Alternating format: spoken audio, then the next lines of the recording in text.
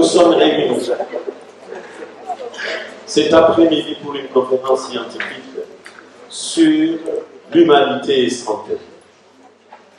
Et avant de vaquer à nos préoccupations de cet après-midi, quelques-uns ont notre programme et ils se présentent comme suit. Nous avons fini les dispositions pratiques d'installation. Nous allons suivra le mot d'accueil par le recteur de notre université évangélique en Afrique. Et puis viendra un mot du directeur général de l'Alliance française pour le développement. Et puis nous passerons la parole au médecin directeur de l'hôpital général de référence de Panzi, le prof docteur Denis Mukwege, prix Nobel de la paix, et qui prendra le temps aussi pour présenter l'oratrice du jour. Après cette présentation,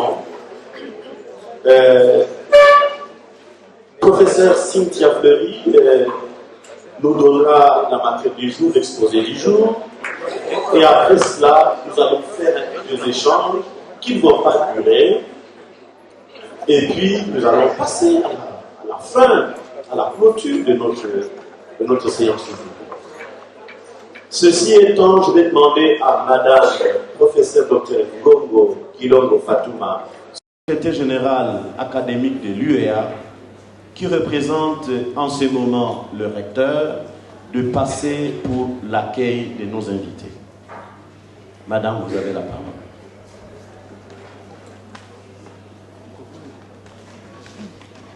Le micro à l'heure.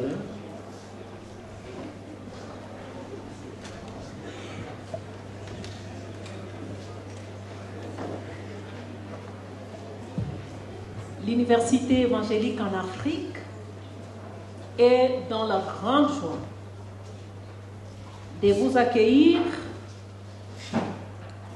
au sein de cette grande salle de la Faculté des sciences économiques et gestion en vue de participer à cet échange qui porte sur humanisme et santé. Et c'est là au travers un partage d'expérience de la chaire dirigée par professeur Cynthia Fleury, qui nous vient de la République française. Très chers invités, à vos titres et qualités respectifs, nous vous souhaitons une cordiale bienvenue à l'Université évangélique en Afrique, ainsi qu'un agréable moment d'échange scientifique sur les thèmes déjà annoncés. Il faut signaler que cet échange tombe à un moment très important à l'Université évangélique en Afrique, au travers le Centre d'excellence de Denis Mukwege, qui est en train d'asseoir une forte collaboration avec l'Université de Liège, dans le cadre de la chaire internationale Denis Mukwege. La chaire de philosophie que dirige professeur Cynthia Fleury aura donc un espace dans cette connexion avec la chaire internationale Denis Mukwege et le centre d'excellence Denis Mukwege au travers le projet PR2, veut dire Programme de recherche pour le développement. Ce projet est appuyé par ARES pour soutenir la recherche et la formation de nos doctorants ici à l'Université évangélique en Afrique. Très cher professeur Cynthia, nous sommes encouragés par votre présence au milieu de nous. Et nous vous souhaitons à vous-même, ainsi qu'à la forte délégation qui vous accompagne, un fructueux moment d'échange à l'Université évangélique en Afrique. Tout en espérant que ces échanges ouvriront l'Université évangélique en Afrique et l'hôpital général de référence de Panzi à d'autres grandes perspectives d'avenir, pouvant booster la recherche scientifique en matière d'usage thérapeutique des arts, cette fois-ci dans le contexte africain, comme outil et stratégie de résilience, mais aussi comme un facteur important dans le processus de guérison des personnes en souffrance psychique et sociale.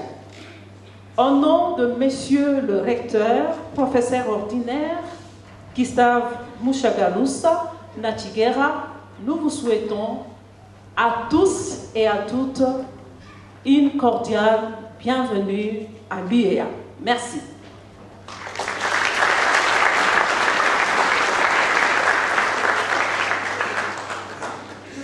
Immédiatement, nous allons suivre le mot du directeur général de l'Alliance française pour le développement. L'agence... D'accord.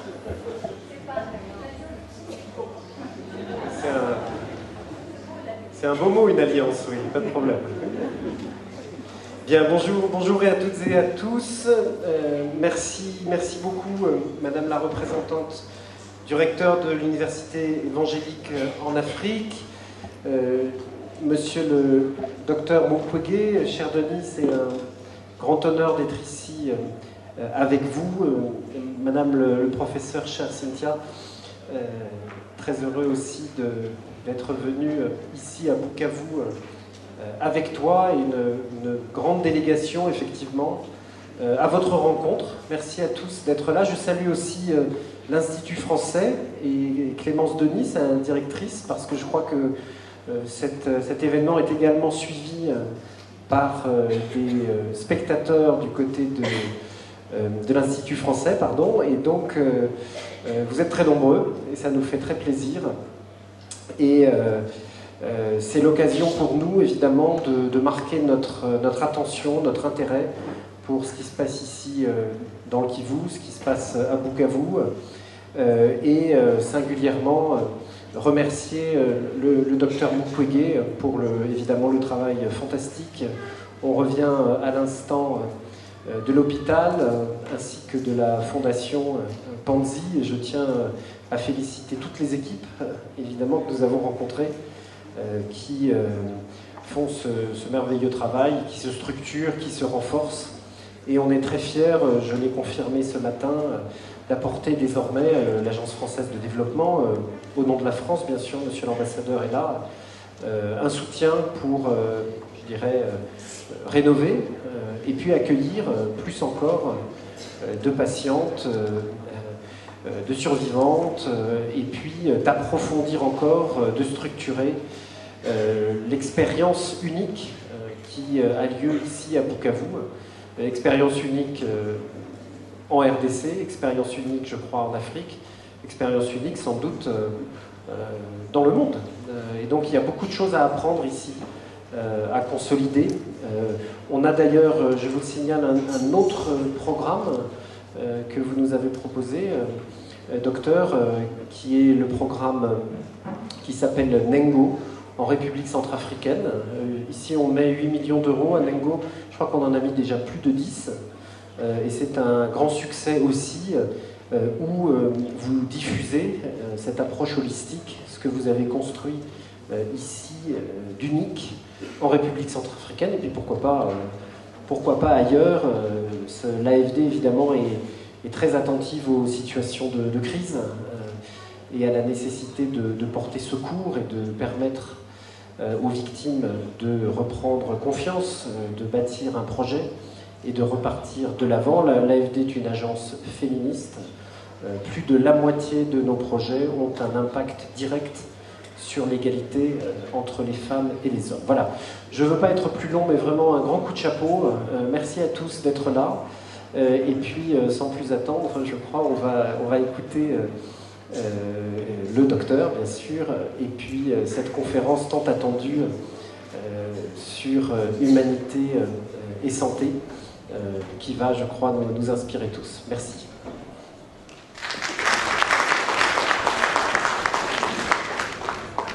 Merci beaucoup. Et, à présent, nous allons demander au professeur Dr Denis Mukwege pour passer son mot. Entre-temps, il va présenter l'oratrice du jour.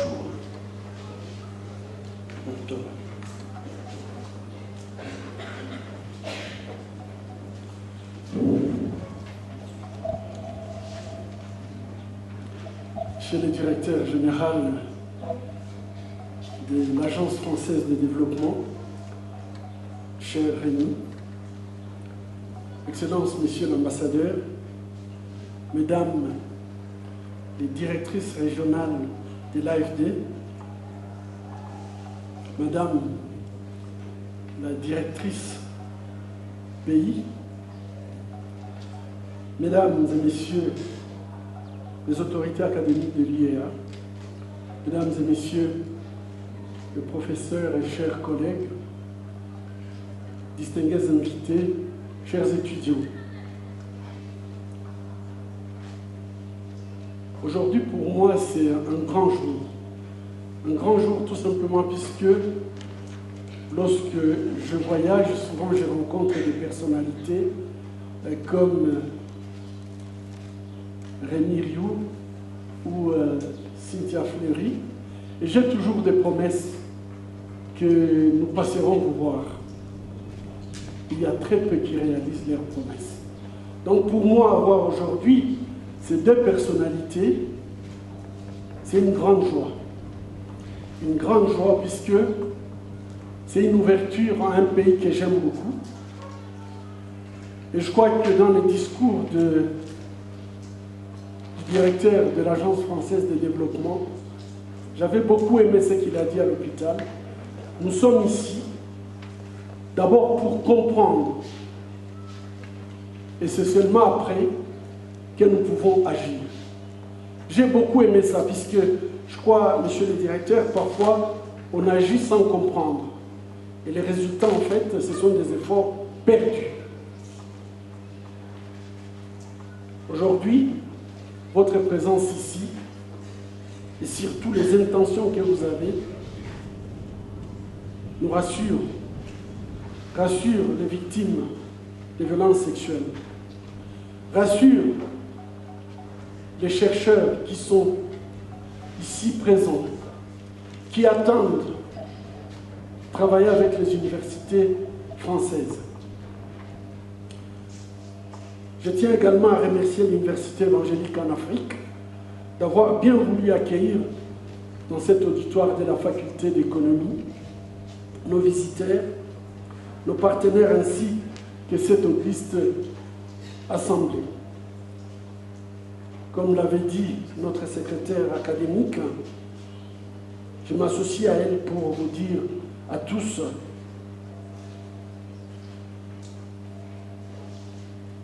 que notre université, c'est une université d'excellence et nous voulons tout simplement vous accueillir pour partager cette conférence qui nous sera donnée par Madame Cynthia Fleury, que je remercie particulièrement d'avoir accepté d'animer cette conférence sur les thèmes humanité et santé.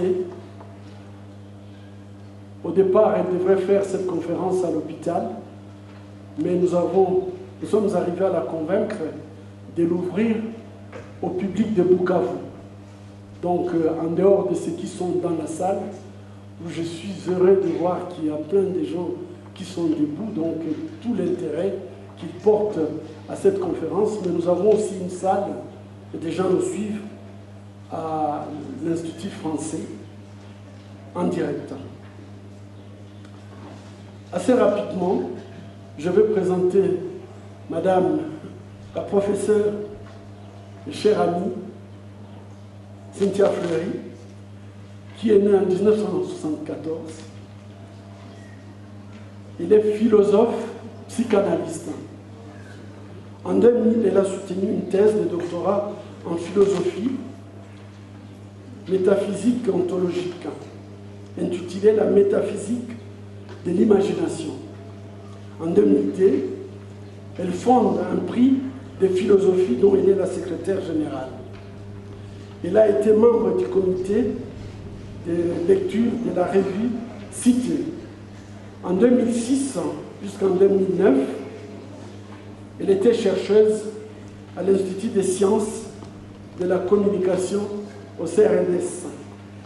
De 2009 à 2014, chercheuse au laboratoire conservation des espèces, restauration et suivi des populations au Musée national d'histoire naturelle. Elle a été enseignante vacataire à l'Institut d'études politiques de Paris et à l'école polytechnique. À la fin, je suis en train de chercher vraiment qu'est-ce qu'elle est. Elle a également donné des cours dans des écoles de commerce. Elle est membre fondatrice du réseau international des femmes philosophes, parrainé par l'UNESCO, ainsi que du collectif Roosevelt. Elle a présidé le collectif Europa Nova et est membre du conseil stratégique de la fondation Nicolas Hulot pour la nature et l'homme. Psychanalyste de formation, professeur Fleury a été membre de la cellule d'urgence médico-psychologique du SAMU de Paris de 2011 à 2015. Elle est également marraine du projet ICAR, c'est du traitement d'intermittence du sida. En 2013, elle a été nommée membre du comité consultatif national d'éthique et siège au comité scientifique du Haut Conseil des biotechnologies. Elle a été administratrice externe du conseil d'administration des Suez Environnement. Professeur Cynthia est titulaire de la chaire de philosophie à l'hôpital Hôtel-Dieu. Ça vous intéresse. À l'hôpital Sainte-Anne du groupe hospitalier universitaire de Paris, titulaire de la chaire Humanité et Santé au Conservatoire national des arts et métiers et professeur associé à l'École nationale supérieure des mines de Paris. À côté des diverses autres responsabilités qu'elle assume, vous avez compris que je ne sais pas citer tout, dans plusieurs institutions françaises, elle est autrice également de plusieurs ouvrages et à son actif plusieurs publications d'articles scientifiques.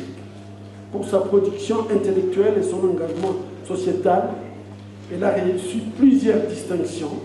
En 2010, elle a été lauréate du prix AFSI du livre pour son livre « La fin du courage, la reconquête d'une vertu démocratique ». En 2018, elle a reçu le grand prix du livre audio du CNL pour reconquérir le courage. Je vous conseille de pouvoir lire ces livres. Enfin, elle est chevalière de l'Ordre national des mérites, chevalière de la Légion d'honneur et officier de l'Ordre des arts et des lettres. Excellences, mesdames et messieurs, c'est donc en sa qualité d'enseignante et de chercheur de haut niveau, mais aussi de praticienne, qu'elle s'adresse à nous aujourd'hui. Elle va nous partager son expérience qui va de l'université au terrain hospitalier comme vous venez de le suivre. L'intérêt d'une telle démarche est de nous faire découvrir, à partir du concret, l'importance de développer davantage une approche philosophique de la prise en charge de nos projets et nos pratiques de soins. Cela avec un accompagnement par les outils de la science et par la rigueur académique. C'est un enjeu pour l'amélioration des pratiques à partir de belles évidences et donc pouvoir organiser les charges. Et ici, je dois dire que dans notre rencontre, c'était surtout ça. Nous faisons beaucoup de choses que nous avons peut-être héritées de nos ancêtres, mais tout ce que nous faisons n'est malheureusement pas documenté. Et je pense que sa présence aujourd'hui, c'est pour nous aider en fait à créer cette chaire philosophique qui va nous permettre de comprendre, je suis certain, en travaillant avec ces doctorants et nos doctorants, pouvoir comprendre en quoi est-ce que les danses que nous faisons, qui consistent par exemple à bouger les hanches, peuvent transformer un traumatisme. Mais on les fait, et peut-être on n'a pas beaucoup d'explications. Donc, c'est dans cette perspective que je voudrais maintenant laisser la place pour nous partager ses connaissances et son expérience. Je l'invite à prendre parole sous vos applaudissements.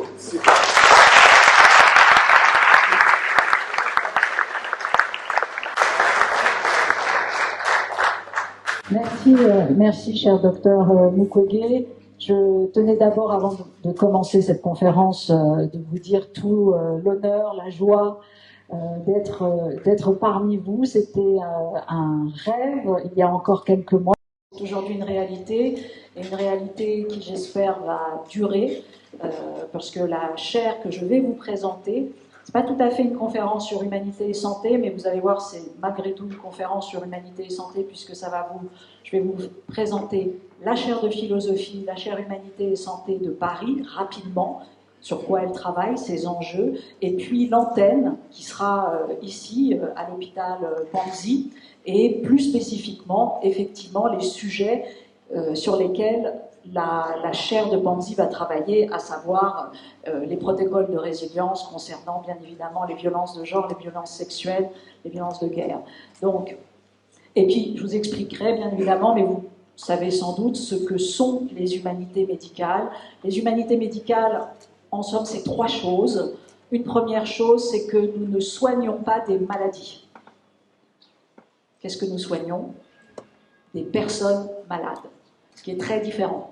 Donc, la chaire de philosophie, elle passe d'abord par ce que l'on appelle une approche subjective du soin. Bien évidemment, ça ne veut pas dire que tout ce qui est objectif est laissé de côté, loin de là, mais nous considérons qu'à partir du moment où nous ne travaillons pas avec les personnes qui sont malades, nous pouvons produire ce que l'on appelle de la chosification, c'est-à-dire qu'on transforme les sujets, on leur donne un sentiment justement de ne pas être sujet, et donc c'est contre-productif.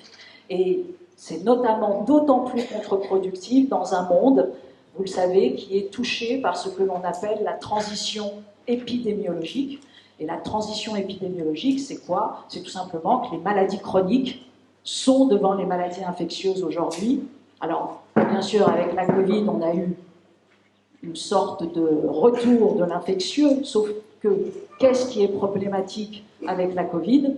C'est le combo, c'est la combinaison comorbidité et Covid. Donc, ce sont les maladies chroniques qui sont la clé de la létalité et de la mortalité dans la Covid.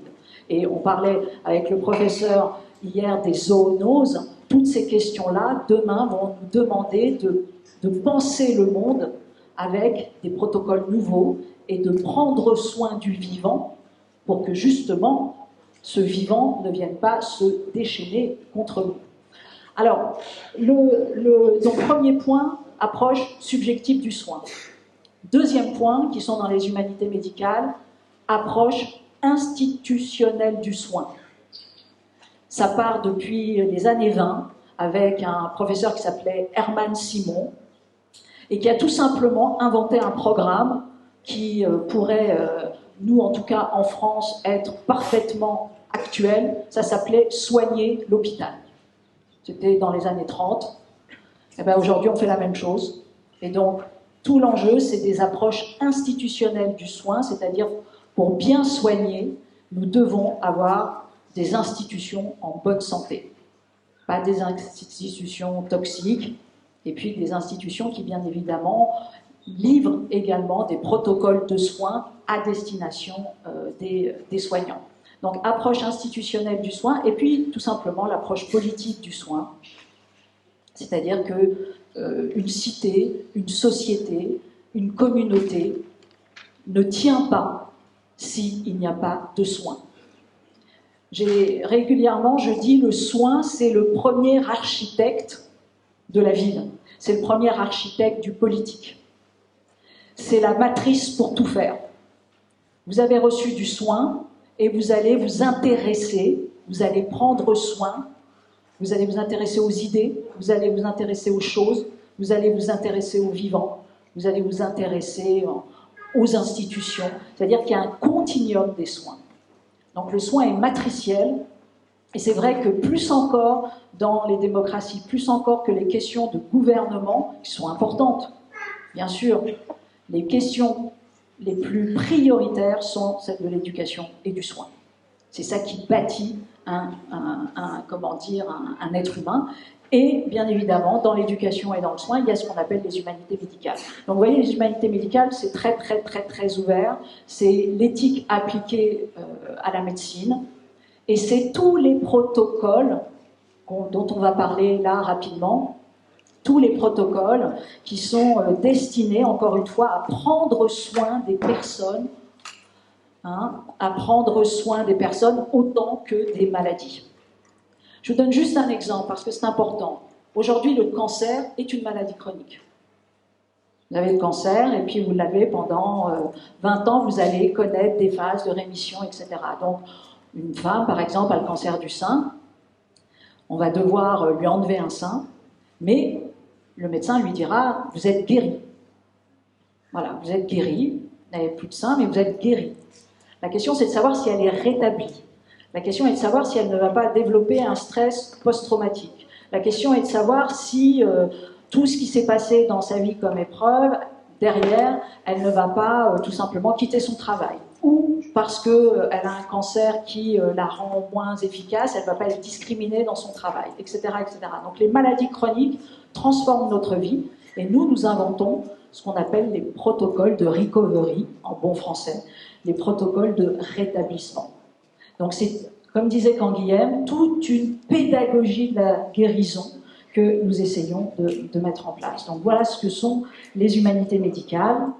Et donc, à Paris, nous avons créé une chaire qui s'appelle, et ça me truc, alors attendez, donc vous allez voir que je fais de la philosophie, mais je ne suis pas une grande spécialiste de l'ordinateur. Vous non plus. Donc, il nous faut quelqu'un qui, voilà, parce qu'on est deux ineptes qui ne savons pas. Mettez-nous.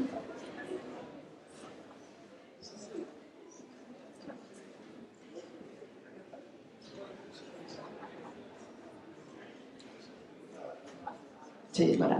C'est pour ça que la suite, la génération suivante, etc., c'est pour ça qu'il y a des générations suivantes.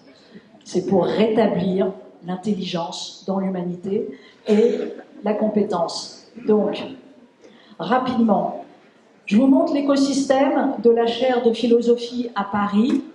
C'est une chaire, donc, vous voyez, c'est un écosystème très, très ouvert. La chose la plus importante, c'est de comprendre qu'est-ce que c'est qu'une chaire de philosophie. C'est une chaire d'enseignement, c'est une chaire de recherche. Il y a peut-être des futurs doctorants ici. Vous allez peut-être avoir envie de faire, je vois des jeunes filles qui me font oui, oui. Donc vous allez peut-être avoir envie de faire un doctorat. Et donc vous viendrez peut-être chez nous. On a un espace doctoral. Et pas du tout que des médecins. Hein. On a des ingénieurs, on a des gestionnaires, on a des architectes, on a des philosophes. Donc c'est une chaire interdisciplinaire, mais dédiée aux humanités médicales. Par exemple, on essaye d'inventer le futur grand directeur d'hôpital qui, bien évidemment, aura à son cœur, dans son cœur, les humanités médicales et pas que le processus gestionnaire. Vous voyez ? Bon. Donc, toute une partie d'enseignement et de recherche. Vous voyez en dessous, et là, c'est pas très bien, et puis, pardonnez-moi parce que le PowerPoint a eu des petits soucis de translation, quoi. L'université des patients. Sachez que la France est le seul pays au monde à avoir diplômé, masterisé ses patients experts. Qu'est-ce que c'est qu'un patient expert ? C'est un patient qui a 10 ans de maladies chroniques, quelles que soient, diabète, sida, cancer, des maladies cardiovasculaires, des maladies psychiatriques. Nous allons créer bientôt un diplôme interuniversitaire dédié à l'expertise patient santé mentale. Et donc ces patients experts, la France a décidé de les diplômer, de les masteriser, de leur donner un master. Et donc c'est des nouveaux métiers. Et résultat, on a une très très belle université des patients qui est sur le site de l'hôpital de la Salpêtrière, la Pitié-Salpêtrière pour ceux qui connaissent Paris, et qui est liée à Sorbonne Université, qui a été fondée par le professeur Tourette Turgis. Et il s'avère que la chaire de philosophie et l'université des patients sont en Creative Commons, sont liés absolument ensemble, et que l'université des patients sera donc à Panzi avec la chaire de philosophie à l'hôpital. C'est fondamental demain que les patients soient partout dans les protocoles, bien sûr, mais pas simplement en tant que patient, en tant qu'agent, en tant que concepteur, en tant que, voilà, c'est-à-dire participant. On appelle ça des patients-chercheurs, on appelle ça des patients-experts. Ils ont des rôles auprès des patients, ils ont des rôles auprès des médecins, ils ont des rôles pas simplement qu'à l'hôpital, c'est aussi des patients experts qui vont dans les entreprises, qui vont dans les écoles et qui donnent accès à la santé d'une toute autre manière. C'est toutes les questions, ça vous dit peut-être quelque chose, d'éducation thérapeutique.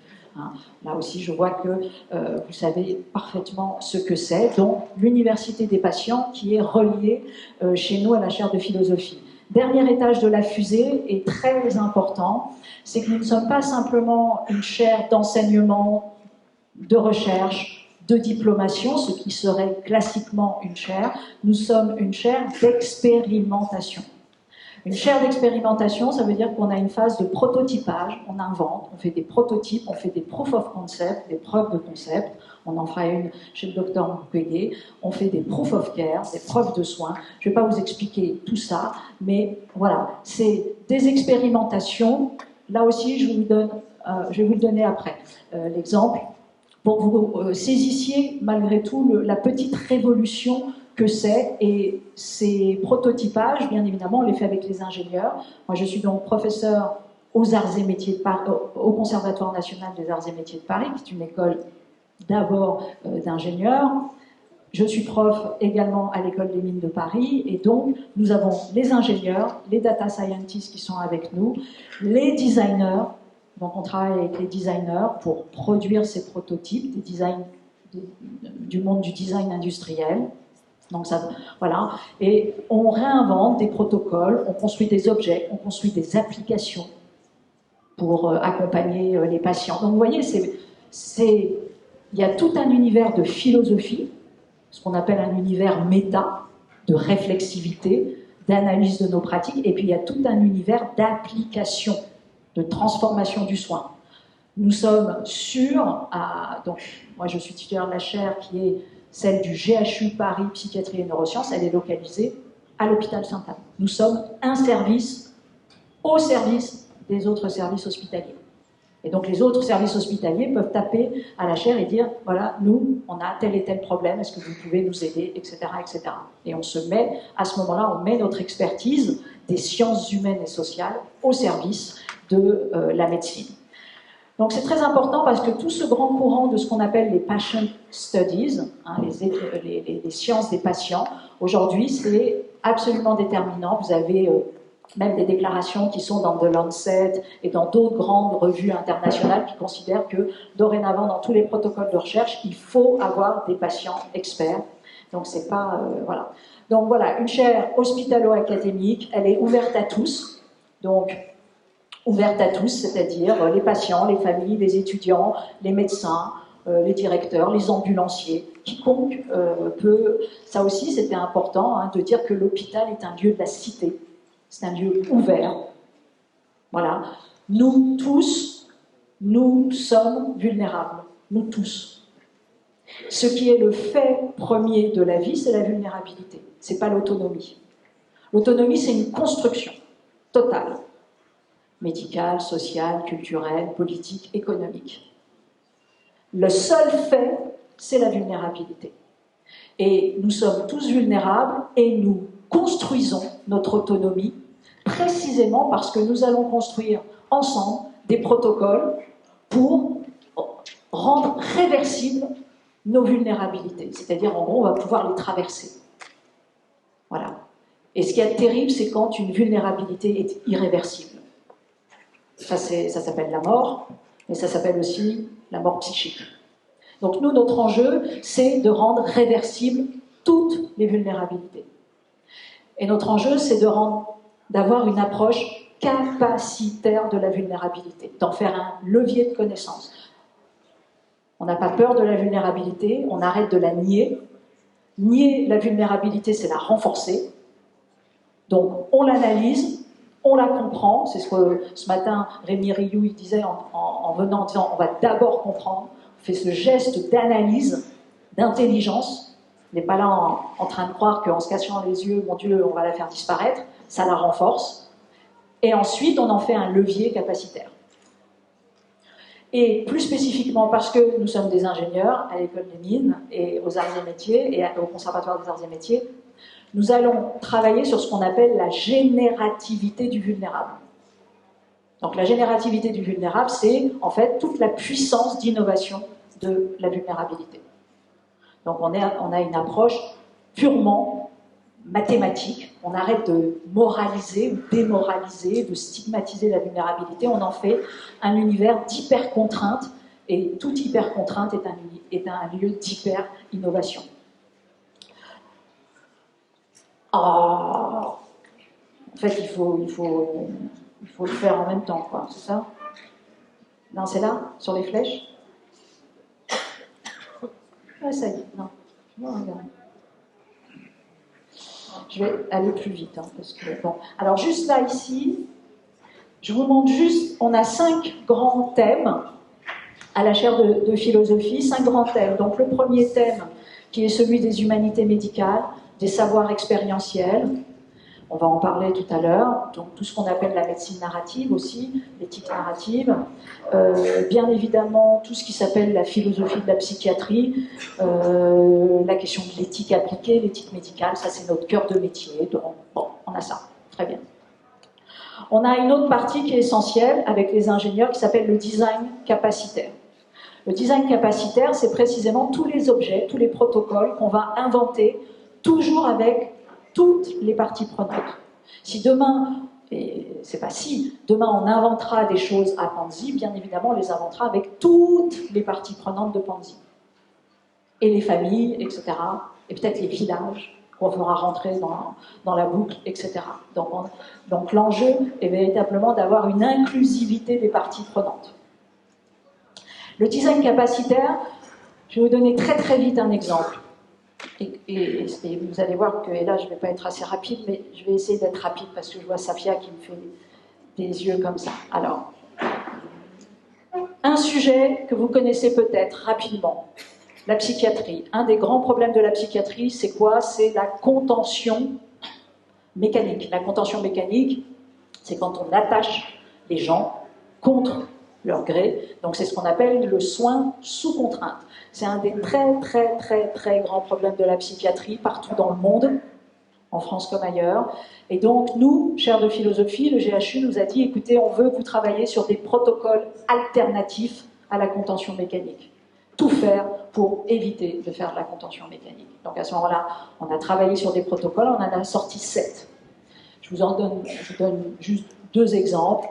Un exemple qui vient de ce qu'on appelle la squeeze machine. Est-ce que vous savez ce que c'est que la squeeze machine? Non. La squeeze machine, c'est une machine qui avait été inventée dans les années 60 par une autiste Asperger qui s'appelait Temple Grandin. Et cette autiste Asperger, elle était allée se balader un jour dans des lieux où on attrape les vaches, vous savez, pour qu'on les fasse avoir des bébés. Donc on les coince. Donc on coince les vaches. Vous savez peut-être, on les coince comme ça, dans une squeeze machine. Et vous ne savez peut-être pas, mais quand vous êtes autiste, et notamment autiste Asperger, mais quand vous êtes autiste, vous avez besoin de ce qu'on appelle la clinique du bord. C'est-à-dire que vous avez besoin de faire du bord, vous avez besoin d'être contenu. Et donc, elle avait regardé cette squeeze machine et cette vache, et elle avait dit, mon Dieu, c'est merveilleux, j'aimerais bien être à sa place. De fait, c'était très spécifique. Hein, vous et moi, on n'aurait peut-être pas eu tout de suite cette idée, mais elle, en regardant la squeeze machine, elle a dit, c'est merveilleux, je vais enfin me sentir, et on appelle ça l'angoisse de morcellement. Enfin, je vais arrêter d'avoir cette angoisse de morcellement. Les angoisses de morcellement, pour un sujet Asperger, c'est dramatique. Hein, vous liquéfiez sur place. Et donc, bien évidemment, elle s'est dit, je vais quand même essayer de donner une version un peu humaine de cette squeeze machine, et donc elle a fait la squeeze machine. Nous avons repris cette squeeze machine, sauf que nous l'avons rendue encore plus humaine, parce que malgré tout, nous sommes plus tardivement, donc on a fait des immenses enveloppes qu'on serre soi-même. Donc c'est très important, on a travaillé un protocole de contenance volontaire. On est passé de la contention mécanique à la contenance volontaire. Et donc aujourd'hui, on teste au GHU un protocole de contenance volontaire où les patients s'attachent eux-mêmes avec un protocole particulier, les soignants qui sont à côté, de la musique, du son, des lumières, enfin tout un univers, et on fait de l'evidence-based avec ça, on vérifie si ça marche ou ça ne marche pas. Je vous donne un autre exemple, on utilise une imprimante 3D, on fait rejouer aux patients juste en post-crise la crise, elle est traduite algorithmiquement, et l'imprimante 3D imprime la forme de la crise. Donc, en gros, là, qu'est-ce qu'on fait? On utilise ce qu'on appelle la réflexivité sur la crise du patient pour lui montrer la tête qu'a sa crise, et c'est ce qu'on appelle la clinique des objets, et on va avec cette clinique des objets emmener le patient vers tout d'un coup une aptitude à se contenir. Parce que nous tous ici, en fait, nous nous contenons. Mais ce n'est pas toujours le cas pour des patients en psychiatrie lourde. Donc en fait, on cherche par tous les moyens à trouver des apprentissages de comment se contenir soi-même. Et non pas être contenu par d'autres, ce qui est immédiatement ressenti, à juste titre, comme une prison, une contrainte, etc. Donc je passe. Donc ça, c'est ça le design capacitaire. Hein, donc maintenant, vous l'avez compris. 2 derniers points. C'est la place de la nature. On a fait, moi je suis un ancien chercheur du muséum, j'y étais pendant 10 ans, et du Muséum national d'histoire naturelle de Paris. Et donc c'était un enjeu considérable d'avoir tout un axe dédié à la place de la nature dans la résilience de la santé. Donc là, on a énormément de choses qu'on fait sur ce terrain. Dernier sujet, toute la santé connectée. Difficile aujourd'hui. Vous savez, il y a 2 grands méta-changements qui structurent le monde. Ces 2 méta-changements, c'est le numérique. Et puis, c'est ce qu'on appelle l'anthropocène, c'est-à-dire la transition écologique nécessaire, l'apprentissage forcé de la sobriété énergétique, vous l'appelez comme vous voulez, mais le fait que nous sommes dans des mondes avec des failles systémiques, et ça c'est l'anthropocène, c'est la question de l'environnement, et bien évidemment, c'est la question connexe, santé et environnement. Donc c'est les 2 grands méta-changements, donc c'était impossible de ne pas avoir des choses là-dessus. Tout ça pour dire que, bien évidemment, peut-être qu'un jour on développera d'autres thèmes ici et ailleurs. Alors, je vous passe vite ça, parce que c'est trop long, mais je passe directement à Panzi. On a eu donc cette volonté de créer une chaire de philosophie à l'hôpital, une chaire humanité et santé chez le docteur Denis Mukwege, et qui est plus spécifiquement dédiée, bien évidemment, à l'évaluation en evidence-based medicine des protocoles de résilience qui ont été pensés, portés, construits par les équipes de Panzi depuis 2 décennies, plus de 2 décennies. Il y a un existant considérable. Notre doctorante et post-doctorante qui vont arriver bientôt, allez, si on arrive et qu'elles partent et qu'elles font leurs premiers 6 mois à partir de septembre, franchement, ça sera parfait.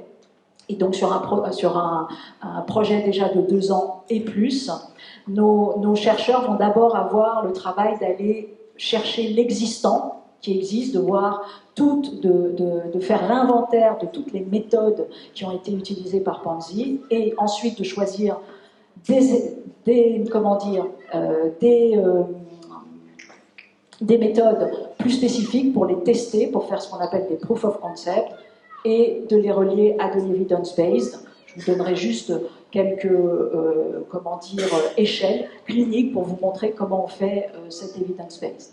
Donc, ça c'est un premier point, sauf que nous, notre spécificité, ça va être l'art-thérapie, plus spécifiquement, c'est-à-dire les protocoles qui vont utiliser, donc consolidation du dispositif d'art-thérapie au sein de l'hôpital de la Fondation et de la Fondation Panzi. Et puis bien évidemment au-delà. Ça c'est le premier grand champ, on va le développer rapidement derrière. Deuxième champ, c'est la question... hop. Ah oui, je dis quand même que c'est un projet notamment qui va se faire dans 3 grands lieux d'intervention, l'hôpital de Panzi, la Cité d'Orcas et City of Joy, et bien sûr la fondation qu'on voit. Alors l'art-thérapie, stress post-traumatique. L'art-thérapie, vous savez que c'est un médium précieux dans l'accompagnement de ce qu'on appelle le PTSD, donc le stress post-traumatique disorder. Et pourquoi on a choisi cette approche? Pour plein de raisons. Des difficultés très très fortes dans la clinique de l'hypertrauma sur la verbalisation. Donc, c'était un point important. Il y aura de la verbalisation, bien évidemment. D'ailleurs, on a vu, il y aura toute une partie dédiée, bien sûr, à cela, et notamment à l'éthique narrative, à la médecine narrative, à ce qu'on appelle la biographie de la maladie. Mais il n'empêche qu'il fallait ne pas aller que dans la verbalisation. C'est pas simplement dire le trauma, c'est parfois le dessiner, c'est parfois le photographier, c'est parfois tout simplement faire de la musique avec, c'est parfois bouger son corps, etc. Donc toutes les tentatives de resubjectivation et de détraumatisation, on va les utiliser avec l'art, et notamment avec des protocoles cinématographiques, du théâtre, de la danse, etc. Et il va falloir créer ce protocole. Ce protocole, il va falloir le créer non seulement pour Panzi, au sens de le rendre reproductible, faire l'evidence-based, mais aussi parce qu'il y a cette volonté du docteur Mukwege, bien évidemment, de le faire ailleurs, en Centrafrique, en Guinée-Conakry et ailleurs. Donc ça, c'est un des points tout à fait importants. On fait une reconstruction narrative de la personne, qui est important. Ensuite, on a, je reviendrai plus loin sur les petites échelles. Je vais vous montrer. Voilà. Ensuite, on a donc l'université des patients qui va créer un protocole d'accompagnement et de renforcement du plaidoyer des survivantes. Vous savez que déjà à Panzi, on a ce travail qui est fait d'accompagner un leadership de la parole des femmes et d'en faire de véritables professeurs de résilience, mais il fallait là aussi armaturer de façon plus forte, et puis aussi construire le fait que ces femmes prennent la parole auprès de médecins, dans les universités, etc. Donc ce parcours-là, ce cursus d'apprentissage, d'expertise patient liée à l'hypertrauma, il faut également le modéliser, il faut le penser, il faut lui donner plus d'armature. Donc c'est le deuxième grand champ que l'on fait. Donc vous voyez, associer les femmes à la sensibilisation et formation des professionnels de santé. Donc c'est pas simple, c'est bien sûr auprès des populations onusiennes, comme on connaît, de l'OMS, etc., des autorités internationales, mais aussi tout simplement des autres médecins, des autres facultés de médecine, etc. En France, on a aujourd'hui un tiers de nos patients experts qui enseignent dans les facultés de médecine. Donc c'est un joli succès, et dorénavant, ça sera quasiment impossible d'avoir des études de médecine sans un apprentissage délivré, un enseignement délivré par l'expertise patient. Ça a l'air, quand on raconte ça, moi je me disais, ça existe déjà quand même. Eh bien non, en fait, ça n'existait pas du tout. Du tout. Dans ce monde, il faut comprendre une chose, dans ce monde, ce sont les médecins qui détiennent le soin. Le seul problème, c'est que nous défendons une fonction soignante en partage. Le soin est une activité créatrice. Le soin, il est fabriqué par les soignants et les patients. Et ça fait le soin. Donc c'est une alliance thérapeutique. Et donc, résultat, c'était très important de remettre au cœur de cet enseignement l'expertise patient. Et puis, troisième temps, je vous l'ai dit, c'était un des grands enjeux, c'était une demande des médecins de Panzi de créer des protocoles à destination des soignants de Panzi. la chaire de philosophie à l'hôpital du GHU Paris Psychiatrie et Neurosciences assure à Paris la supervision, ce qu'on appelle la supervision des soignants, l'analyse des pratiques, etc. Et aussi a mis en place une clinique philosophique du burn-out des soignants, et qui existe maintenant. Nous sommes tout jeunes, hein, nous avons 6 ans, donc c'est un tout petit bébé, mais vigoureux. Donc voilà, et résultat, on a des protocoles maintenant assez bien élaborés qui passent beaucoup par ce qu'on appelle la médecine narrative, par l'éthique narrative, mais les soignants, eux aussi, sont amenés à créer un certain type d'objets, un certain type de livrable qui passe par des écritures, mais qui peut aussi passer par là. Et c'est des protocoles au long cours, hein. C'est pas du tout une semaine par-ci, une semaine par-là. On en parlait avec un médecin de l'hôpital de Panzi. C'est à chaque fois sur toute l'année. Hein, donc ça dure toute l'année et hop, et c'est indissociable. C'est-à-dire que ça fait partie des pratiques des soignants. Hein. On considère que c'est absolument déterminant. Donc médecine narrative, éthique narrative, comment soigner ceux qui soignent à travers l'art. Et donc on a également un processus et un protocole qui est dédié à ça. Juste un mot, mais un mot essentiel sur le fait que cette chaire, elle est aujourd'hui possible avec l'AFD, avec Expertise France, donc c'est véritablement un partenaire structurel, déterminant dans notre histoire.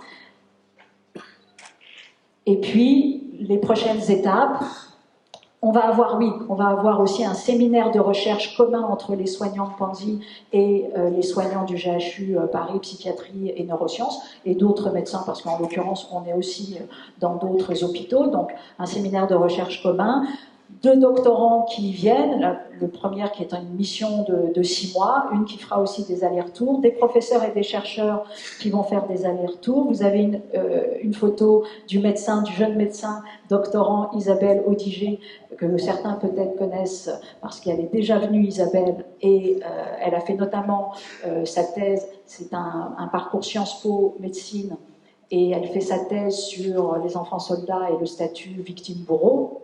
Donc elle fait une thèse en sciences humaines et sociales, en anthropologie, et puis, bien évidemment, elle est maintenant jeune médecin généraliste, et donc elle viendra passer, elle sera chargée de mission de la chaire, et puis une autre qui n'est pas encore là, et qui a un profil plus baroudeur, je dirais, plus chef de projet. Et puis, je vous ai mis Tourette Turgis, le professeur Tourette Turgis, qui est spécialiste de la clinique du sida, spécialiste des questions de genre, absolument déterminant, et qui est bien évidemment la fondatrice de l'Université des patients et qui viendra consolider le plaidoyer des femmes. Donc ça, c'est quelques étapes qui vont arriver par la suite. On a notre chargée de développement international à la chaire, qui est Catherine Giboin, qui va elle aussi prendre la main sur toute la logistique. Et puis là, avant de conclure et puis de laisser la parole aux questions, je vous ai mis juste trois de nos chargés de mission pour vous essayer de comprendre comment on travaille. On travaille toujours d'abord en partant des sciences humaines et sociales. C'est notre spécificité. Donc, ce qu'on fait, c'est des états de l'art et on passe au crime, on fait des revues de littérature et on est d'abord par les sciences humaines et sociales, anthropologie, sociologie, philosophie, etc., ethnographie, tout ça. Là, c'est donc une doctorante en anthropologie sociale, Sophie Glaise, qui est en train de faire une étude exploratoire sur ce qu'on a appelé les hotspots de la vulnérabilité et de la résilience. Vous connaissez, peut-être on en parlait ce matin, l'ONU avait, le PNUD en l'occurrence, il y a quelques années, avait établi une carte à l'international qui s'appelait les hotspots de la biodiversité. Qu'est-ce que c'est que les hotspots de la biodiversité? C'est très important, c'est des territoires terrestres qui correspondent à peu près 2-3% du territoire de la planète et qui sont régulateurs pour les services écosystémiques, entre 30 et 60% des services écosystémiques de la planète. Donc c'est déterminant, sont des points chauds de biodiversité qui en fait détiennent une très grande partie de la régulation écosystémique de la planète. Ça pose une question, ça pose beaucoup de questions, mais ça pose une question fondamentale qui est celle de la gouvernance des hotspots de la biodiversité, puisque vous comprenez bien que à la fois il faut respecter bien évidemment la souveraineté nationale et en même temps il faut que la gouvernance internationale travaille pour faire que ces hotspots soient protecteurs pour l'ensemble de la planète et qu'ils ne soient pas à un moment donné soit captés, soit pillés, soit trop exploités, etc. Nous, à partir de cette carte des hotspots de la biodiversité, nous nous sommes dit en fait le monde d'aujourd'hui avec les failles systémiques. Vous avez vu que nous avons une faille systémique. Faille systémique, c'est quelque chose qui s'appelle une zoonose qui arrive à Wuhan et qui, en l'espace de quelques mois, fait basculer la planète. Voilà ce que c'est qu'une faille systémique. Et tout d'un coup, ceux qui étaient sectorisés à Wuhan est l'histoire de la planète entière. Donc ce qui était une vulnérabilité sectorielle est désormais une vulnérabilité systémique. Voilà ce que c'est qu'une vulnérabilité systémique en zoonose. Nous, on s'est dit, en fait, il y a des lieux sur cette planète, sur cette Terre, et on pourrait appeler ça les hotspots de la vulnérabilité, qui sont des lieux qui conjuguent quasiment toutes les vulnérabilités. Des vulnérabilités de gouvernance démocratique, des vulnérabilités économiques, des vulnérabilités de genre, d'inégalité de genre, des vulnérabilités de violence, etc. Et fort de notre approche, des approches capacitaires de la vulnérabilité, on a, au lieu de les approcher de façon un peu sordide, on s'est dit au contraire qu'on avait là les inventeurs de la résilience de demain. Et donc on a décidé de les chercher. Panzi est arrivé, et c'est un des hotspots de la vulnérabilité. Il y en a d'autres. Par exemple, il y a des mines de terres rares. Pourquoi ? Parce que les mines de terres rares sont aussi reliées à toute l'économie du monde entier, sont aussi des grands hotspots de la vulnérabilité. Donc vous voyez, il y en a plusieurs. On a fait cette carte dynamique des hotspots de la vulnérabilité. Et on a considéré que si nous, demain, sciences humaines, on inventait la gouvernance de ces hotspots de la vulnérabilité, à ce moment-là, on ferait déjà, on transformerait la gouvernance locale de ces endroits, mais surtout, au monde entier, on donnerait un certain type de leçon, de protocole de résilience, et c'est ça notre travail. Donc on fait cette carte, et donc le travail de Sophie, c'est de faire cette carte. Alors, et c'est très important parce que on a des cartes, des vulnérabilités qui sont des cartes figées, naturalisantes, ontologisantes. Je vous donne juste un exemple, vous allez reconnaître tout de suite. Ça, 1980, vous connaissez, c'est Willy Brandt, c'est archi connu, c'est son rapport. Et voilà, en gros, le Nord, tout va bien, le Sud, c'est dramatique, voilà. Et cette carte, 30 ans, 40 ans après, elle n'a pas bougé. Donc c'est à se demander si c'est une carte qui aide ou si c'est une carte qui renforce et qui ne nous fait rien comprendre au caractère relationnel, au caractère dynamique des vulnérabilités. Donc, et je vous dis ça parce que c'était 1980, mais vous voyez à côté, vous avez un des index les plus importants pour la Banque mondiale, le FMI, etc., qui est le Global Index, comment il s'appelle, Resilience, je crois même, de résilience économique, qui est porté par la Banque mondiale. Ben, vous voyez, c'est la même chose. Il y a des bons chiffres en haut, il y a des très très mauvais chiffres en bas, donc le monde est encore coupé en deux, et on ne comprend pas comment ce qui est fait à un endroit active la vulnérabilité de l'autre, ce qui est fait là-bas consolide la non-vulnérabilité de l'autre, etc., etc. Donc, c'est un jeu qui ne nous sert à rien. Donc, résultat, on est par exemple sur ce qu'on appelle des cartographies dynamiques, et on cherche tout simplement à attraper ces cartes. Alors, vous voyez, je vous donne juste un exemple, parce que c'est trop long. Vous avez un projet qui s'appelle Why We Disagree About Resilience, qui est porté par King's College et Cape Town, avec lequel on travaille, qui est très important, et qui justement utilise ce qu'on appelle les Geographic Information Systems, c'est-à-dire, en gros, pour la faire rapide, les cartes sont essentiellement des cartes du quantitatif. Et nous, on va faire des cartes de l'hyperqualitatif. Donc, on va aller chercher des points là aussi. Et donc, c'est toute une méthodologie assez différente pour faire surgir des invisibilités, pour faire surgir, en fait, le rationnel qui est derrière ce que l'on appelle une vulnérabilité. J'espère qu'il y aura des questions. Voilà. Et donc, vous voyez, ça, c'est une carte qui est assez connue, qui s'appelle la Grande Roue, et qui est travaillée notamment par nos collègues de Sciences Po, et qui montre justement comment, en activant un point qui est tout en haut, en fait, on va régler une vulnérabilité qui est tout en bas. Et c'est ça, bien évidemment, parce que vous comprenez que c'est beaucoup plus simple de réactiver un truc qui est là-haut pour régler un truc qui est en bas. Donc, il y a aussi un effet pragmatique qui est absolument déterminant. Autre point, je vous montre, c'est trois chercheurs qui travaillent. Il y a 10 doctorants aujourd'hui et il y a 10 chargés, donc on est une vingtaine à la chaire qui travaillons sur des études. Ça, c'est Nancy. Nancy, elle a fait le premier état de l'art, donc ça on le partagera bientôt avec le docteur Denis Mukwege. Elle a fait le premier état de l'art, justement, un inventaire synthétique des pratiques art, soins et résilience dans le monde entier. Alors ça part de très très loin, donc ça part de Quintilien, donc bon, là je lui ai dit non, il faut qu'on remonte un tout petit peu plus près de nous. Donc, mais il n'empêche que, donc là le but c'est quoi? C'est d'aller, l'evidence-based, vous voyez, ce sont l'activation d'échelles qui sont evidence-based medicine, sur le côté, vous les voyez. On va travailler avec les échelles de PTSD les plus conventionnelles. C'est très important d'avoir des échelles qui sont posées, qui sont conventionnelles, et on va les articuler à des échelles de evidence-based humanities, et notamment sur les questions d'art-thérapie. Et vous voyez, c'est très très très ouvert. Là, on a repris des choses qui sont autant sur le sport, le cirque, l'ergothérapie, le textile, l'Inde art, body art, le musicodrame, le psychodrame, etc. C'est un état de l'art, donc c'est pas fun, mais au moins comme ça, on attrape l'intégralité de ce qui se fait. Et voilà, encore 2 slides et c'est fini.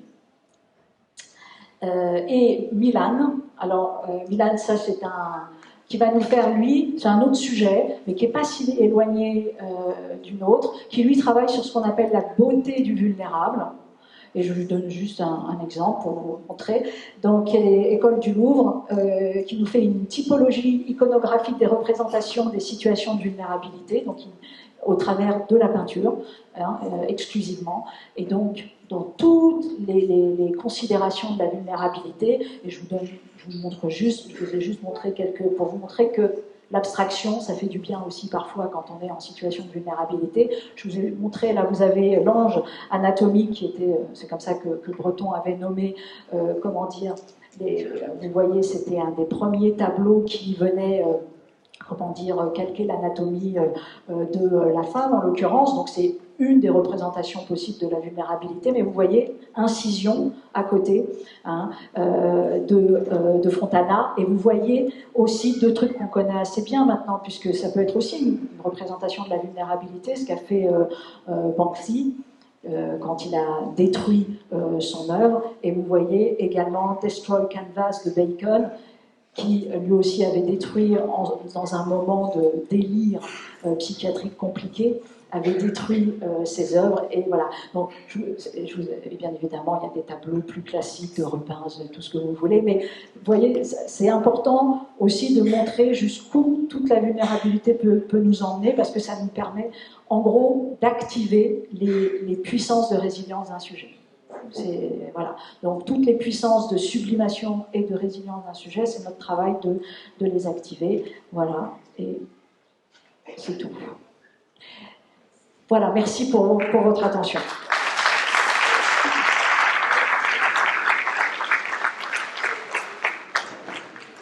Je nous demande encore une fois de l'applaudir.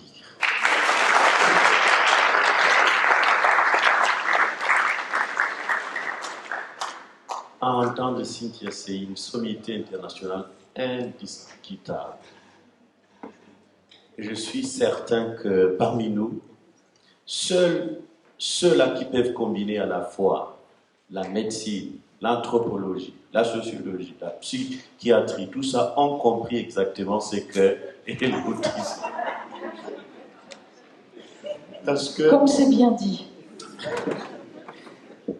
Oui, moi, la petite phrase, j'ai seulement pris 2 petites phrases depuis qu'elle a commencé.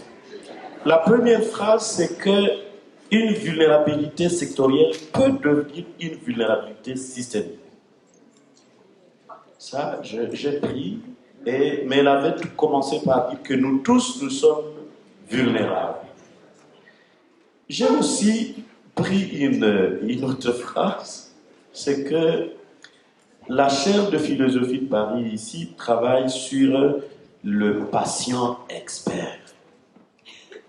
Là où le patient cesse d'être seulement victime, malade, mais peut aussi devenir acteur et enseignant, même des professionnels de santé.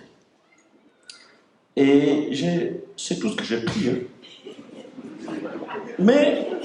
Mais au début là, elle a parlé quand même de 3 approches importantes pour moi.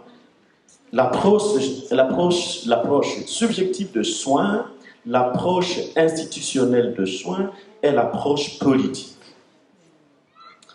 Et elle a présenté les humanités des arts comme une éthique appliquée à la médecine, sous réserve de tout ce qu'elle a dit.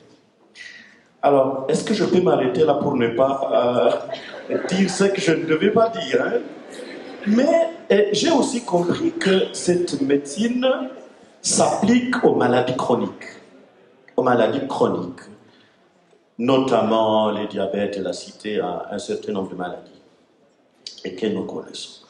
Voilà. Mais j'ai pigé un petit mot que l'hôpital, ils veulent faire de l'hôpital une cité.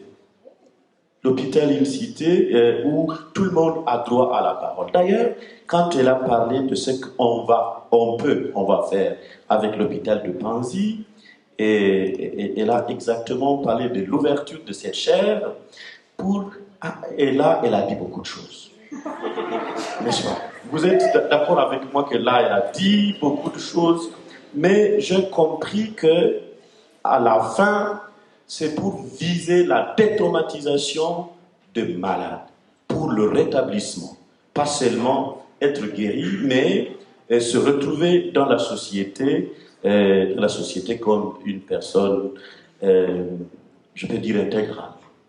C'est-à-dire, oui, guéri, mais aussi intégré dans la société, rétabli, ainsi de suite. Bon, j'avais déjà promis, je ne vais plus continuer avec tout ce que j'ai écrit ici, parce que j'ai pris des petits mots, de médecine narrative, soigner, c'est qui soigne, donc là où les patients deviennent soigneurs de celui de médecin. Est-ce que c'est vrai ça? Bon voilà, donc j'étais en train de montrer que nous avons suivi un exposé très très riche. Un exposé, en tout cas, même celui qui n'est pas de la médecine, qui n'est pas de tous les domaines que j'ai cités, a pris ne fût-ce qu'une phrase. Permettez-moi de remercier professeur Cynthia Fleury pour cet exposé, sincèrement, qui nous a beaucoup enrichi. Je vous remercie encore une fois. Mais je vous demande de corriger les petites phrases que j'ai prononcées et qui ne cadrent pas vraiment avec ce que vous avez dit. Alors, il est 16h45. On devrait quitter ici à 16h juste. Mais on ne peut pas ne pas faire un petit échange sur cette matière aussi abondante, intéressante et suffisamment scientifique. Nous allons faire ceci, permettez-moi, nous allons donner juste 4 questions, 2 questions ici et 2 questions ici, et puis nous allons voir si on peut faire d'autres échanges à la prochaine occasion avec le professeur Cynthia. Je vois deux là-bas. Ah, je vois. Bien. Je vais prendre d'abord le doyen et professeur Doudou Kaganda.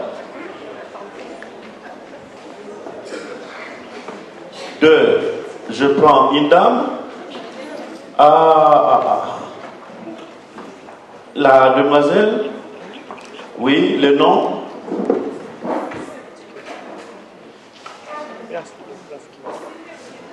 D'accord, Koussime. Professeur. Oui. Et Moussa. Et nous clôturons avec cette partie ici. Oui. Oui. Nous prenons l'assistant. Oui. Soumani. Soumaïli, d'accord, oui, c'est ma paix. Ensuite,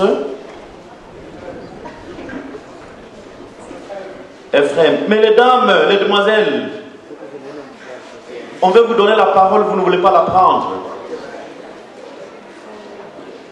5, Ephraim. Et enfin, si c'était une demoiselle, je donnerais. Oui. Emmanuel. Alors, permettez-moi seulement de nous arrêter à ces 6 questions et nous allons commencer directement par le professeur Kaganda Philippe avec sa question. Je vais lui demander d'être le plus précis possible et le plus concis possible.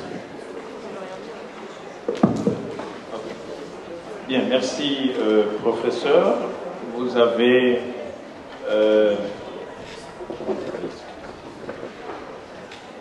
donc félicité notre collègue à notre nom.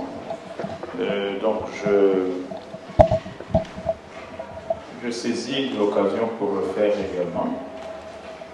J'ai une question, je vais la poser à la fin, mais je voudrais donner quelques assurances à notre collègue. La faculté de sciences sociales va commencer cette année un master en psychomotricité avec l'université de Liège et l'université l'ULB. Nous aurons un master en psychomotricité et 3 doctorants qui vont être régulièrement sur ce projet. Donc ça sera déjà une autre occasion de collaborer et on a toujours comme espace l'hôpital de Panzi et d'autres hôpitaux. Donc l'UEA est déjà engagé sur ce chemin que vous empruntez qui est de briser un mythe et donc de faire comprendre que l'hôpital est un lieu pluriel, que nous pouvons tous, sur lequel nous pouvons tous travailler. Et la question est alors simple. Toutes les dimensions qui ont été savamment développées dans le cadre de votre chaire ont certainement trouvé il y a beaucoup de protocoles, etc., pour apporter soulagement ou accompagner de patients. Mais je voudrais savoir si, à un moment, ce qui pourrait être un défi pour cette chaire, si vous avez mesuré les dimensions, les effets des dimensions culturelles sur par rapport à l'un ou l'autre protocole, parce que ça c'est un autre espace géographique, culturel, et qui demande effectivement une attention. Si par vos expériences, vous avez trouvé des corrélations ou alors ça constitue un véritable défi. Merci. Et nous allons récolter toutes les questions à la fin et puis il va répondre une fois pour toutes. Nous sommes avec aussi les...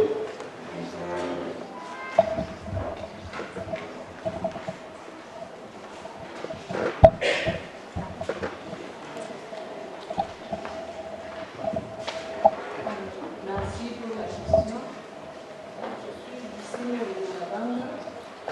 Je suis étudiante en service social degré terminal, c'est-à-dire deuxième année de licence. Alors, lors de votre exposé, votre exposé a touché plusieurs secteurs, c'est-à-dire le service social, médical et anthropologique. Alors, ma question était de savoir, en tant qu'agent des services sociaux, comment pouvons-nous humaniser le droit à la santé? Parce qu'il arrive des fois, un patient peut arriver à l'hôpital, le docteur, avant de le soigner, il commence d'abord à le juger par l'apparence, se demande si la personne peut trouver de quoi le payer. Alors comment on peut humaniser ce droit, le droit à la santé? Merci. Et nous descendons avec le professeur Moussa.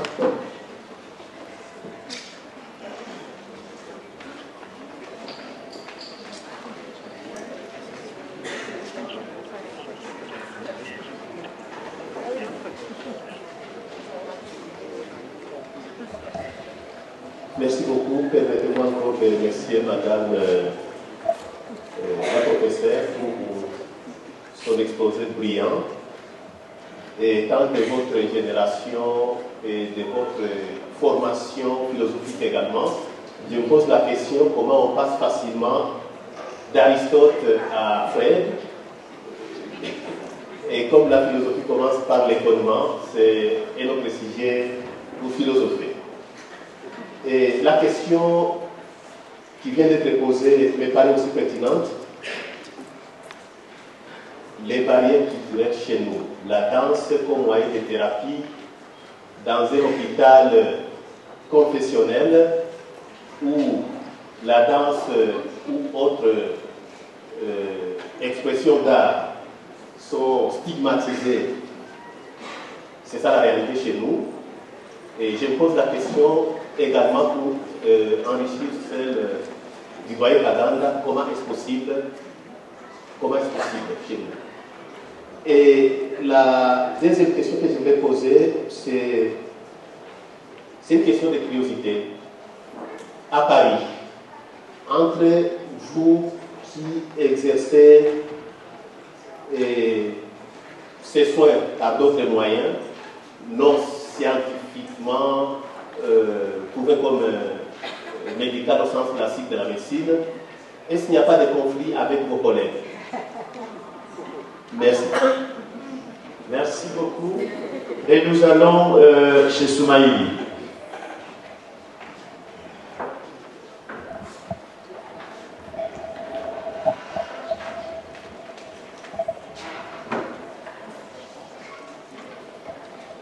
Je suis satisfait par l'exposé de la professeure. J'en félicite énormément. Je suis l'assistant Soumaïli David au département de paix et transformation des conflits. Ma question est ainsi libellée. S'agissant du contexte, je vais partir même de la question, disons que la mienne sera presque similaire à celle du doyen de la faculté. Le contexte culturel congolais, dans lequel nous sommes censés être au courant que les Congolais, ou disons les Congolaises qui viennent des milliers d'Iro, mais également des milliers en conflit ou aussi dans des milliers post-conflit qui viennent de ces milliers-là, comment ces gens-là, la majorité des femmes qui sont soignées à l'hôpital de Panzi, parviendront-elles à devenir expertes, à la fois patientes et expertes, alors qu'elles n'ont pas une base solide scientifiquement parlant, mais également elles font montre de séquelles linguistiques. Je veux bien qu'elles savent parler leur langue locale, mais s'agissant de la langue d'enseignement ici, pour ne pas dire la langue d'expertise ici au Congo, comment ces femmes-là, ou pour généraliser, comment ces patients-là parviendront-ils à devenir à la fois patients et experts? Merci. Et merci. Et nous allons chez Ephraim.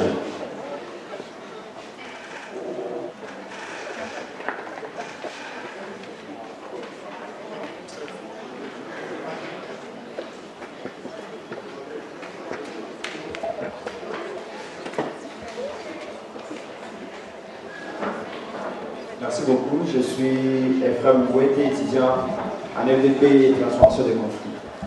J'ai une petite préoccupation, mais je vais essayer de la contextualiser avec le cas de notre pays.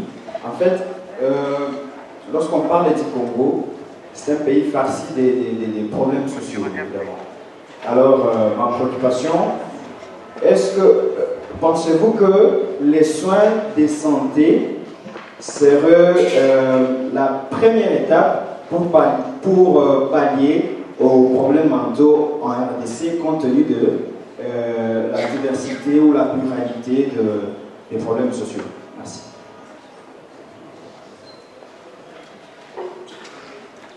Merci. La deuxième personne, c'est Emmanuel. Et je vais demander à Emmanuel d'être aussi précis. Merci pour la parole. Je suis Emmanuel Koko. J'ai fait la 6e année de médecine. J'ai dit d'abord merci à l'orateur du jour parce que moi-même je suis persuadé par l'exposé du jour. Je venais de finir mon cours d'anthropologie médicale et ce que je viens d'attendre maintenant vient de solidifier ce que j'ai appris aussi dans mon cours d'anthropologie médicale. J'ai 3 petites questions sur lesquelles je voudrais des précisions. Est-ce qu'avec cet avènement de ces projets dans cette institution IEA ou à l'hôpital de base, est-ce qu'il serait possible que les médecins aient aussi des connaissances ou une formation un peu solide dans sa formation et pour acquérir des connaissances d'ordre anthropologique qui lui aidera dans sa pratique? Ça, c'est ma première question. La deuxième question, le professeur nous a parlé de la transition épidémiologique. En fait, moi, je n'ai pas bien saisi le sens de un peu d'éclaircissement. La dernière question, Non. Je vais arrêter. 2 questions suffisent. Alors, nous avons à peu près 8 ou 9 questions pour le moment. Et la première, c'est celle de Canada. Comment avez-vous mesuré les dimensions culturelles dans ce que vous faites? Oui, alors je vais répondre aux différents points. Simplement dire à mon collègue des facultés des sciences sociales que le but c'est de travailler avec les professeurs locaux aussi. Donc nous serons tout à fait à même d'aller et d'avancer ensemble sur ces points-là. Alors sur la question culturelle, alors c'est fait dans quasiment tous nos recherches. Quand vous voyez Sophie Glaise, par exemple, elle travaille précisément sur aussi ce qu'on appelle la décolonisation des savoirs, et donc elle a une approche culturelle qui est par là. Nous avons un autre collègue que vous connaissez peut-être qui lui travaille spécifiquement sur ce qu'on appelle les nexus culturels, c'est-à-dire en gros comment les cultures vont ou pas nous emmener vers un certain type de pathologie et bien évidemment vers un certain type de protocole de résilience. Ça s'appelle Fethi Benslamak, peut-être que vous connaissez, qui est très connu et qui a dédié une partie de son travail à cela. Je pense également à Toby Nathan qui travaille beaucoup sur culturalité et rêve. Donc on a toute une série de collègues qui eux travaillent sur ces points-là. Et on a donc ça ça parcourt régulièrement nos travaux et de toute façon quand on fait un POC, quand on fait un Proof of Concept, le premier point c'est ce qu'on appelle l'anthropologie du lieu, et l'anthropologie du lieu c'est une immersion et qui prend immédiatement connaissance des faits culturels de cet endroit. Donc c'est ce qui va se passer pour Panzi avec les doctorantes. Il va y avoir une phase immersive très classique comme tous les systèmes ethnographiques le font, et donc c'est un point qui sera fait. Deuxième point, juste vous dire que Catherine Tourelle-Turgis, l'Université des patients, a un master qui est dédié à la démocratie sanitaire. Et donc, je ne veux pas développer, j'essaye d'aller vite, mais en gros, vos questions sur comment humaniser la démocratie sanitaire et le droit de la santé, ce sont des questions qui sont traitées absolument dans ce master. Je vous invite à taper sur le net deux choses, Université des patients, Sorbonne Université, et vous aurez accès à quantité de papiers sur cette question de la démocratie sanitaire notamment, et puis à taper également chaire de philosophie à l'hôpital, parce que vous allez voir toutes nos études qui sont online et qui sont accessibles. Donc là aussi, je vous invite à voir cela. C'est une question trop vaste d'Aristote à Freud, donc je ne pourrais pas expliquer ici tout mon parcours. Je vais simplement aller sur la question du conflit. Je dirais qu'il y a des années, oui, c'était très compliqué. Je dirais aujourd'hui que vu l'état du monde, vu le retour de ce qu'on appelle la biologisation de la vie, vous avez très clairement une nécessité des humanités médicales, et donc nos collègues travaillent avec nous. Et puis les deux dernières questions, parce que ça bouge dehors, est-ce que c'est la première des choses à activer la santé mentale? La réponse, elle est absolument complémentaire, c'est-à-dire qu'à la fois il faut, et c'est ce que fait notamment l'AFD, il faut l'eau, l'électricité et toutes ces conditions tout simplement d'infrastructure, etc. Le seul problème, c'est que si vous avez des problèmes de santé mentale, tout sera détruit. Aucune résilience de société ne sera permise. Donc vous voyez, la question de la santé mentale, c'est la matrice de la santé, et donc oui, c'est une question clé, et elle est tout le temps le parent pauvre du développement, et de la question du développement au sens large du terme. Donc je pense que c'est un point très important aujourd'hui de considérer que c'est la matrice de la fonctionnalité de l'économie du développement. Et dernier point, si les équipes de Panzi nous demandent, entre guillemets, d'être formées sur les humanités médicales, bien évidemment que nous ferons un cursus qui sera spécialement conçu pour eux. On l'a fait ailleurs, on a une chaire humanité et santé au Mali, et en l'occurrence c'était une des premières demandes des praticiens du service endocrino, puisque c'était le service de diabétologie dans lequel est une chaire au Mali. Voilà, je vous remercie. Elle a répondu satisfaisamment à toutes les questions. Et je dois encore une fois dire merci, professeur. Nous sommes pratiquement à la fin de nos activités aujourd'hui. Permettez-moi de remercier le professeur Dr Denis Mukwege pour nous avoir associés à cette grande activité. On comprend chaque jour la corrélation ou la bonne relation qu'il y a entre l'hôpital de Panzi avec notre université évangélique en Afrique, avec tous les échanges que nous faisons, scientifiques, pratiques et autres, professionnels même. En tout cas, je dois le remercier pour ça. Je dois remercier tous les professeurs qui sont parmi nous, les chefs de travaux qui sont parmi nous. Et je vais laisser à Madame l'académique remercier encore une fois notre délégation pour passer à la clôture des activités de la soirée d'aujourd'hui.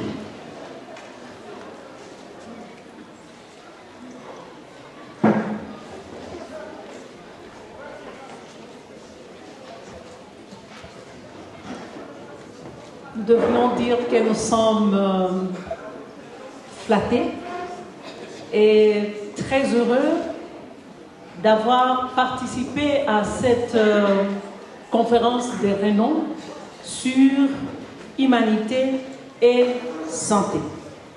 Nous voulons présenter nos remerciements avant tout au professeur Cynthia Fleury pour ce brillant exposé et surtout pour le temps que vous aviez pris pour nous expliquer dans les moindres détails, des fois des choses qui paraissent très difficiles, mais nous avions compris au travers votre conférence qu'il y a une optique nouvelle, c'est celle de comprendre que ce ne sont pas les maladies qui sont soignées, mais ce sont les personnes.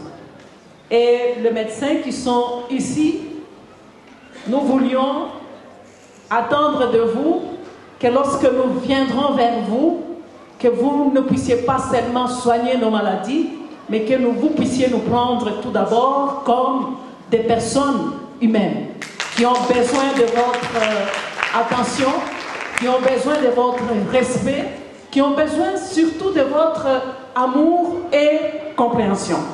Merci beaucoup, professeur Cynthia, de nous le faire découvrir. Nous voulons, au travers, professeur Cynthia, remercier toute la forte délégation. Sans le professeur Denis Mukwege, que nous appelons affectueusement, pour le rappeler, notre prix Nobel, cette délégation ne pouvait pas franchir les seuils de la porte de l'université évangélique en Afrique. Nous sommes fiers de vous, professeur Denis Mukwege, et avec vous, nous voulons remercier toute la forte délégation, ambassadeurs, directeurs, général et les autres sommités. Notre fierté est grande de vous accueillir à l'université évangélique en Afrique. Merci beaucoup pour l'option prise d'ouvrir une chaire de philosophie en République démocratique du Congo, et cela via l'hôpital général de référence de Panzi. Un hôpital qui est en train de prendre de plus en plus un renom à cause du grand travail qui est abattu dans cet hôpital pour les soins holistiques que le professeur Denis Mukwege est en train de donner aux femmes victimes de violences sexuelles. J'ai beaucoup aimé quand vous aviez parlé de l'université des patients, et là vous avez mis un accent particulier sur comment faire des femmes des professeurs de la parole. Et ici, nous devrions dire que pour être professeur, ça ne demande pas qu'on parle français. On peut être professeur en parlant mâche. On peut être professeur en exprimant ce qu'on ressent. Et je pense que les femmes de la République démocratique du Congo ont beaucoup de choses à faire apprendre au monde par rapport au calvaire qu'ils ont traversé, ce calvaire qui leur a été imposé par une certaine catégorie de personnes qui utilisent mal leur pouvoir, non pas pour aider, mais pour détruire certaines vies, dont la vie des femmes. Comme université, nous restons ouvertes à toute collaboration avec les chaires que vous êtes en train de diriger, et nous sommes très contents. Comme pays sur le plan politique, comme vous connaissez, la République démocratique du Congo reste un chantier, et en tant que tel, nous restons ouverts à votre accompagnement sur tous les plans. C'est à ces mots que nous vous remercions encore une fois, et nous vous disons que les portes de l'université restent ouvertes pour votre soutien, votre collaboration et surtout pour un partenariat fort. Merci.